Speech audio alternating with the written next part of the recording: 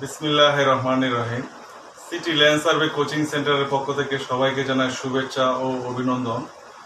আজকে আমি ভূমি জরিপে সুর দাগ বা বাদ পড়া দাগ নিয়ে আলোচনা করিব। এখানে আমরা একটা নকশা দেখতে পাচ্ছি। এই নকশার মধ্যে মোট দাগ রয়েছে 13টি। 1, 2, 3, 4, 5, 6, 7, 9, 10, 11, 12, 13।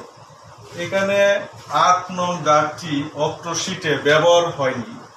এই 8 নং দাগটি মৌসুমী সর্দার আমিন কর্তৃক সরজমিনে এই যখন নকশায় দাগ নম্বর বসানো হয় তখন এই 8 নং দাগটি বাদ পড়ে যায় ভুলবশতভাবে।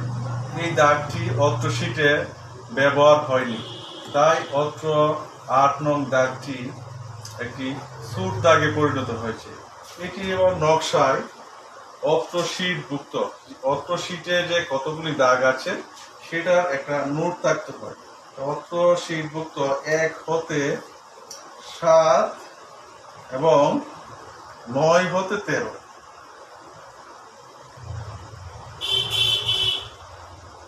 অর্থাৎ অত্র